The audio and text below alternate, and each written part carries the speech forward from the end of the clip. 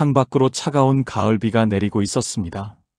38배 민수는 거실 소파에 앉아 멍하니 빗소리를 듣고 있었습니다. 손에는 아내 은희가 아침에 만들어준 도시락이 그대로 들려 있었습니다. 점심시간에도 입맛이 없어 한 입도 먹지 못했습니다. 아니, 먹을 수가 없었습니다. 핸드폰이 진동했습니다. 그녀였습니다. 회사 후배인 29의 지연이었습니다. 오빠, 오늘 못 만나요? 단 한 줄의 메시지였지만 민수의 가슴은 다시 요동쳤습니다. 이것이 사랑일까요? 아니면 지옥으로 가는 길일까요? 민수는 답을 알 수 없었습니다. 다만 한 가지는 확실했습니다.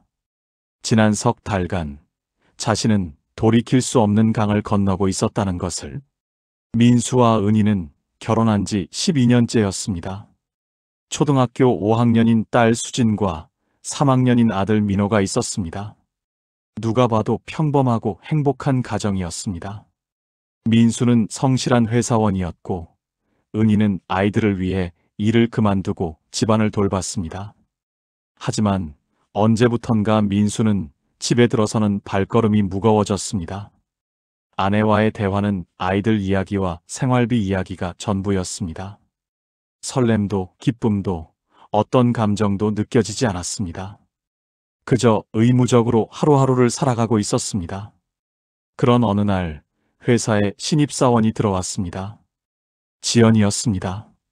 그녀는 똑 부러지고 일도 잘했지만 무엇보다 민수에게는 그녀의 밝은 웃음이 오랫동안 잊고 있던 무언가를 깨웠습니다. 처음에는 그저 업무적인 관계였습니다. 선배로서 후배를 잘 챙겨주는 것뿐이었습니다. 선배님, 이 업무 어떻게 처리하면 될까요? 이렇게 해봐. 내가 도와줄게.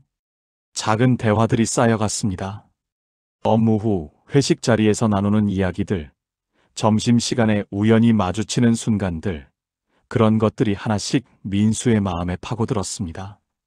지연도 민수를 의지하기 시작했습니다.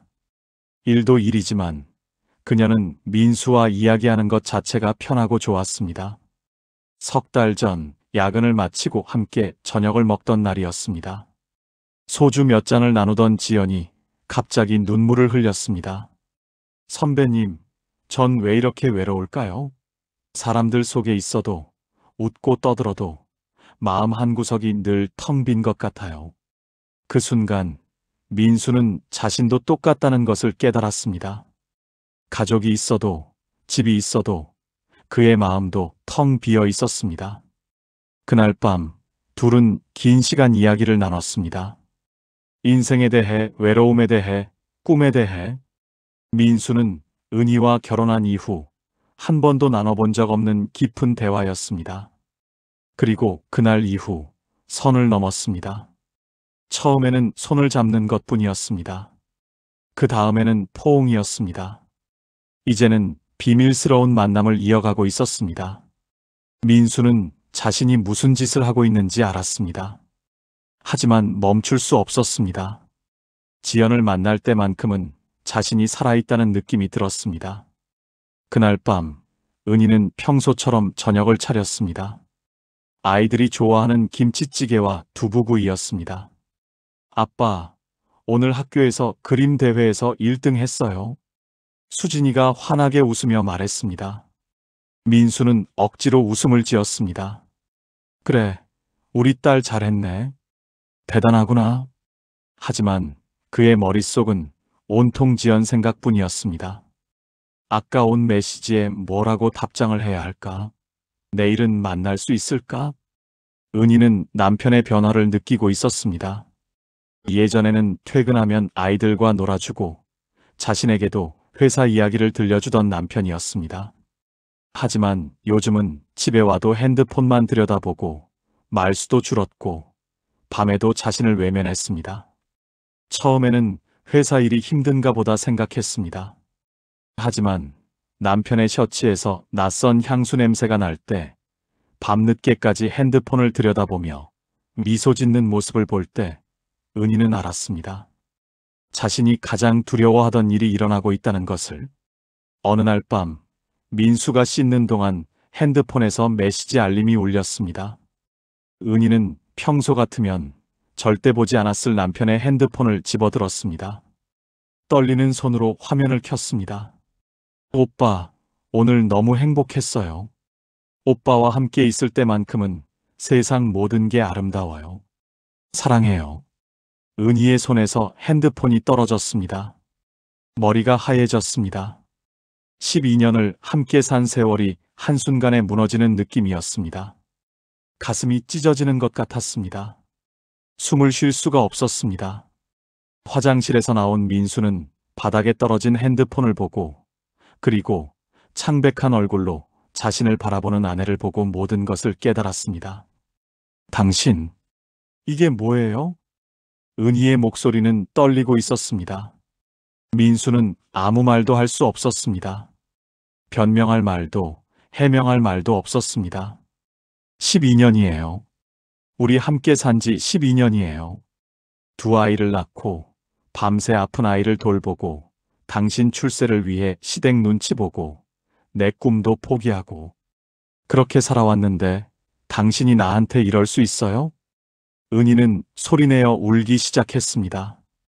옆방에서 자고 있던 아이들이 깰까봐 입을 막으며 흐느꼈습니다. 민수는 그런 아내를 바라보며 처음으로 자신이 무슨 짓을 했는지 깨달았습니다. 미안해. 정말 미안해. 민수가 떨리는 목소리로 말했습니다. 하지만 미안하다는 말로 무엇을 되돌릴 수 있을까요? 그날 밤 두 사람은 잠을 이루지 못했습니다. 은희는 화장실에서 밤새 울었고, 민수는 거실 소파에서 자신이 저지른 일을 생각했습니다. 새벽녘 수진이가 화장실에 가려고 일어났다가 거실 소파에 앉아있는 아빠를 보았습니다. 아빠, 왜 여기서 자요? 아프세요? 아니야, 괜찮아. 가서 자렴. 하지만 수진이는 아빠의 눈이 빨갛게 충혈되어 있는 것을 보았습니다. 그리고 화장실에서 들리는 엄마의 작은 흐느낌 소리를 들었습니다. 11살 소녀는 무언가 크게 잘못되었다는 것을 느꼈습니다. 다음 날부터 집안 분위기는 완전히 바뀌었습니다. 은희는 민수와 말을 하지 않았습니다. 밥을 차려주지도 않았습니다. 아이들은 부모의 차갑게 변한 관계를 느끼며 불안해했습니다. 엄마, 아빠랑 싸웠어요? 민호가 조심스럽게 물었습니다. 아니야, 괜찮아. 엄마가 좀 피곤해서 그래. 은희는 억지로 웃으며 대답했지만 아이들은 알았습니다. 무언가 심각한 일이 벌어졌다는 것을. 일주일이 지났습니다. 민수는 지연에게 더 이상 만날 수 없다고 말했습니다. 지연은 울며 매달렸습니다. 오빤 나한테 사랑한다고 했잖아요. 나 없이는 못 산다고 했잖아요. 미안해. 정말 미안해. 하지만 난 이미 가정이 있는 사람이야. 이건 잘못된 거였어. 오빠도 불행하잖아요. 부인도 오빠를 이해 못하잖아요. 우리가 함께하면 행복할 수 있어요. 하지만 민수는 고개를 저었습니다. 아내의 눈물을, 아이들의 불안한 눈빛을 본 순간 그는 깨달았습니다. 자신이 무엇을 잃고 있는지를. 그날 밤 민수는 은희에게 무릎을 꿇었습니다. 용서해줘. 내가 미쳤었어. 정말 잘못했어. 다시는 이런 일 없을 거야. 은희는 차갑게 말했습니다. 용서요? 12년 동안 쌓아온 신뢰가 한순간에 무너졌는데 용서가 그렇게 쉬운 거예요? 당신이 그 여자와 함께 있을 때 난 혼자 아이들 숙제 봐주고 밥 먹이고 재우고 있었어요. 당신이 그 여자 손잡고 있을 때 난 당신 셔츠 다림질하고 있었어요. 그게 웃기지 않아요? 민수는 아무 말도 할 수 없었습니다. 모든 말이 변명처럼 들릴 뿐이었습니다. 한 달이 지나도 상황은 나아지지 않았습니다. 은희는 이혼을 생각했습니다. 하지만 아이들을 생각하면 쉽게 결정할 수 없었습니다. 수진이는 요즘 학교에서도 멍하니 있는 시간이 많아졌고, 민호는 악몽을 꾸며 밤에 자주 깼습니다. 고민 끝에 은희는 어머니를 찾아갔습니다. 시어머니가 아닌 친정어머니였습니다. 어머니는 딸의 얘기를 조용히 들으며 눈물을 닦아주었습니다. 엄마, 저 어떻게 해야 해요? 용서해야 하나요? 아니면 이혼해야 하나요? 어머니는 한참을 생각하다가 말했습니다. 은희야, 엄마가 너를 대신해서 결정해 줄 수는 없어. 하지만 한 가지는 말해 줄 수 있어. 너희 아버지도 옛날에 비슷한 일이 있었어. 은희는 깜짝 놀랐습니다. 평생 금슬 좋게 사신 부모님께 그런 일이 있었다니. 엄마는 그때 너무 힘들었어. 이혼하려고 짐도 쌌어. 하지만 절에 가서 스님께 상담을 받았지.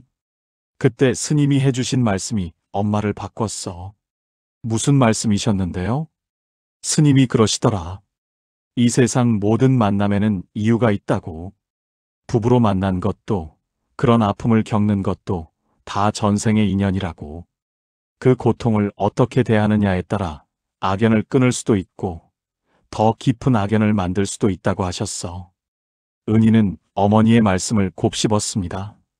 스님은 복수나 증오로는 아무것도 해결되지 않는다고 하셨어.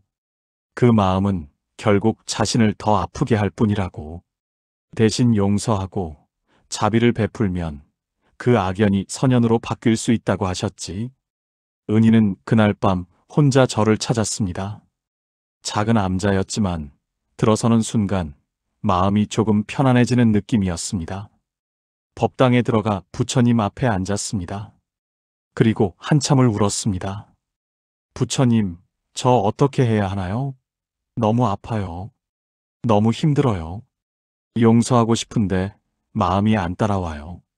그때 뒤에서 누군가 조용히 앉았습니다. 절의 주지 스님이었습니다. 스님은 은희가 울음을 그칠 때까지 기다렸다가 조용히 말했습니다. 보살님, 많이 힘드시지요? 은희는 고개를 끄덕였습니다. 스님은 계속 말을 이었습니다. 부처님께서 말씀하시길 이 세상에 우연은 없다고 하셨습니다. 모든 만남에는 인연이 있고 모든 고통에는 이유가 있지요. 지금 보살님이 겪는 이 아픔도 남편분이 저지른 잘못도 모두 전생부터 이어진 인연의 매듭입니다. 그럼 저는 전생에 무슨 죄를 지어서 이런 벌을 받는 건가요? 은희가 울먹이며 물었습니다. 스님은 고개를 저었습니다. 그것이 아닙니다. 전생의 업보는 벌이 아니라 배움의 기회입니다. 이 아픔을 통해 무언가를 깨닫고 성장하고 더 나은 사람이 되라는 가르침입니다. 하지만 너무 아파요. 어떻게 용서할 수 있어요? 용서는 상대를 위한 것이 아닙니다. 자신을 위한 것입니다. 증오와 원망을 품고 사는 것은 독을 마시고 상대가 죽기를 바라는 것과 같습니다.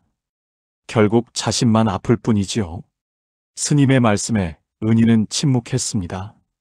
스님은 계속 이야기를 들려주었습니다.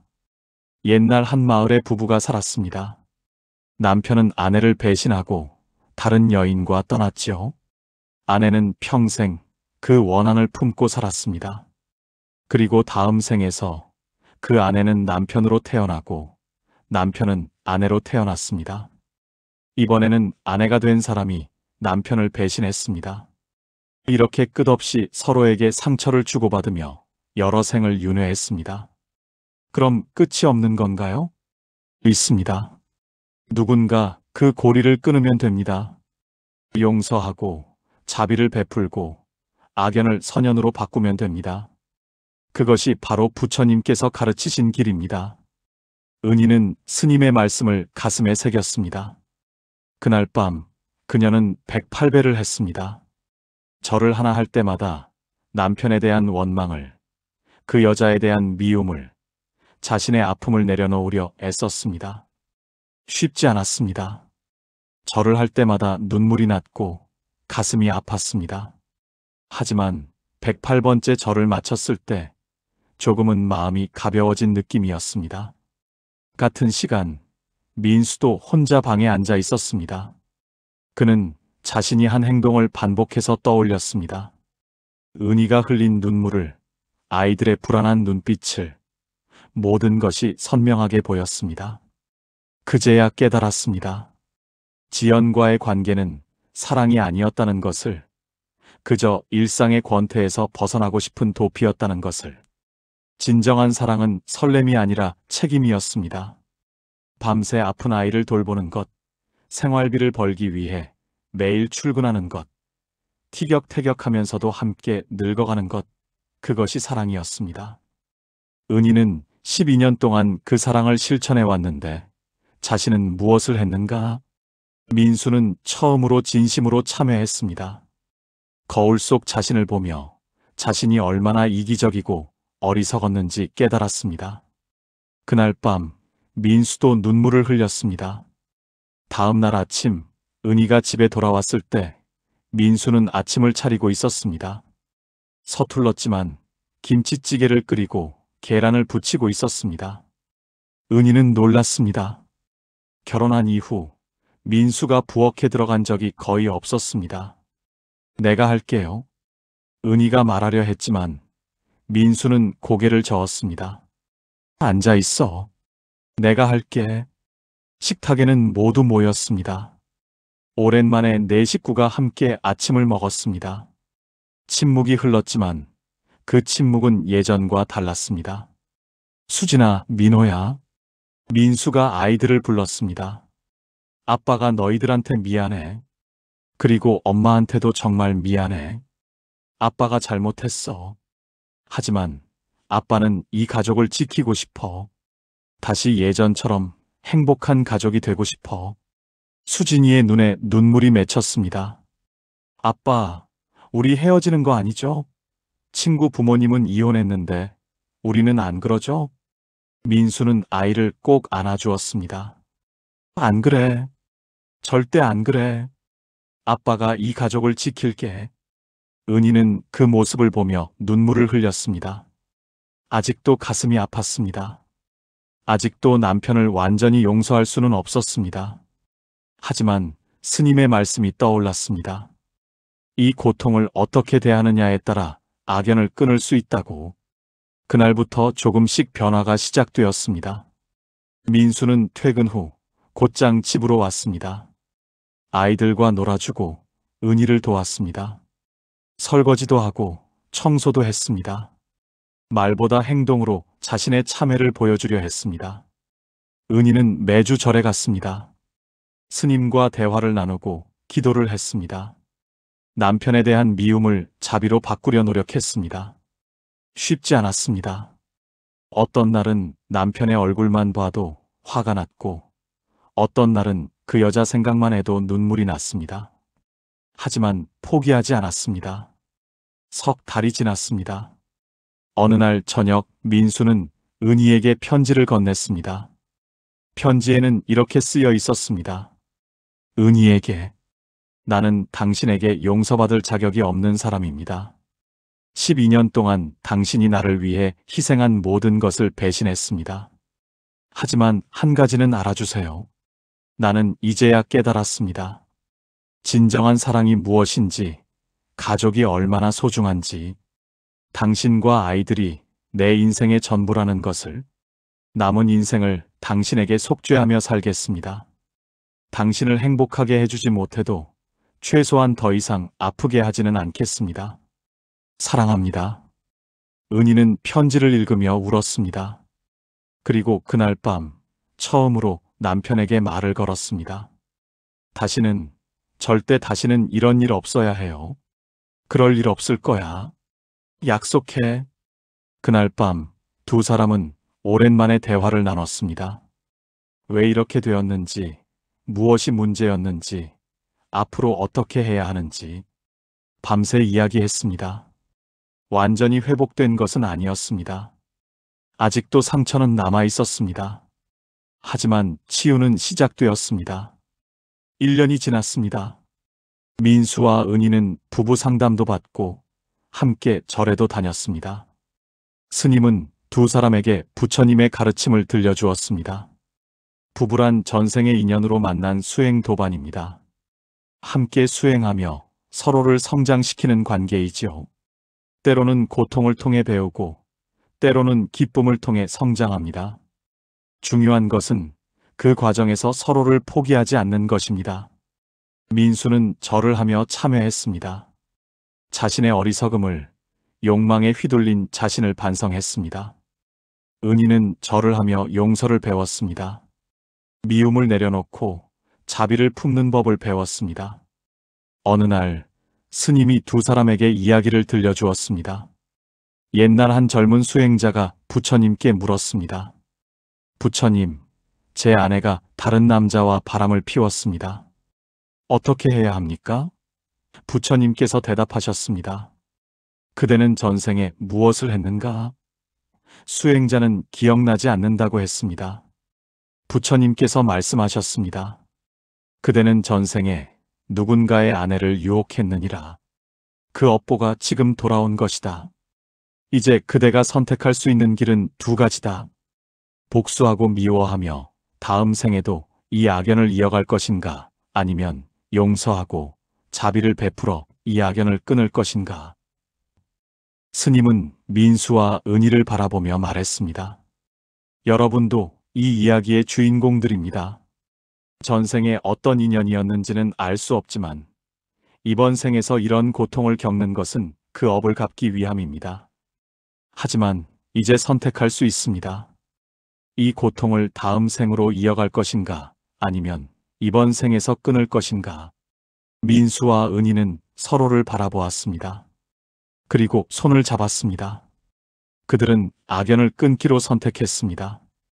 아픔을 딛고 용서로 치유하고 함께 더 나은 사람이 되기로 결심했습니다. 2년이 지났습니다.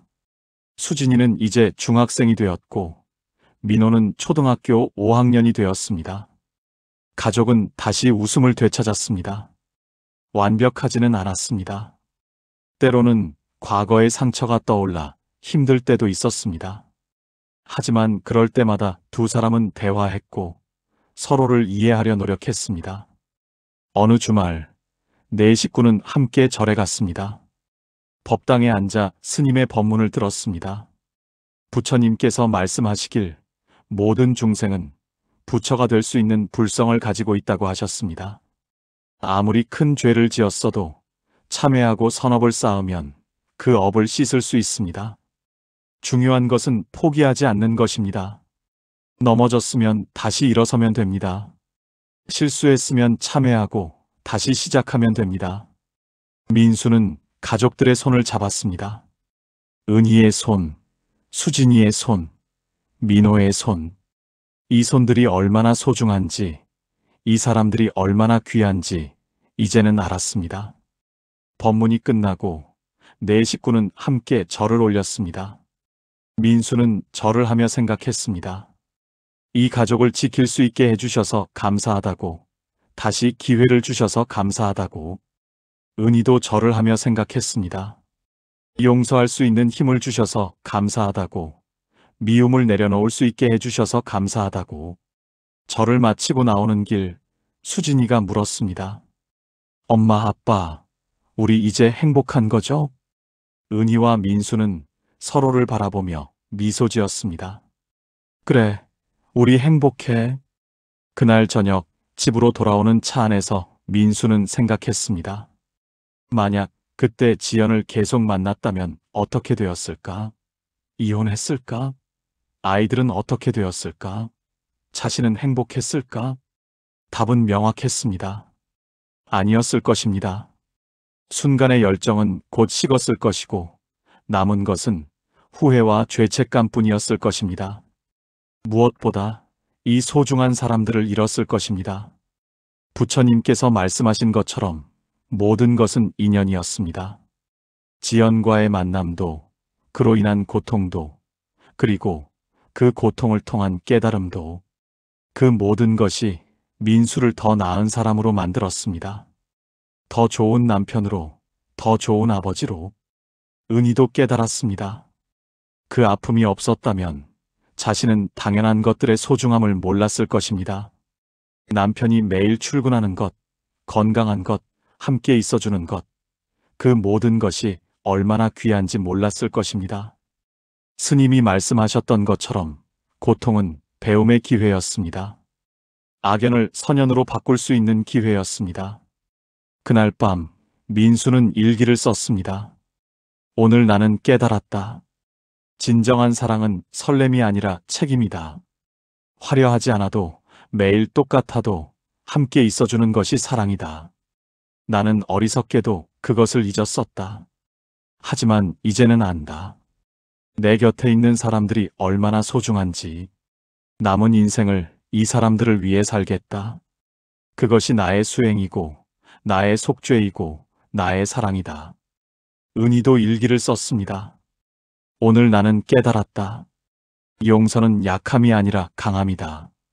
미움을 품는 것이 아니라 내려놓는 것이 진정한 용기다.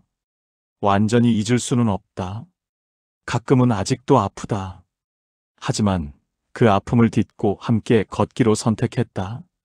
부처님께서 보여주신 자비의 길을 걷고 있다. 그것이 우리를 자유롭게 한다. 그로부터 10년이 더 흘렀습니다. 수진이는 대학을 졸업하고 취직했고 민호는 대학생이 되었습니다. 민수와 은희는 함께 늙어가고 있었습니다. 머리에는 흰머리가 늘었고 얼굴에는 주름이 생겼습니다. 하지만 두 사람의 눈빛은 예전보다 깊고 따뜻했습니다. 함께 고통을 이겨낸 사람들만이 가질 수 있는 깊이가 있었습니다.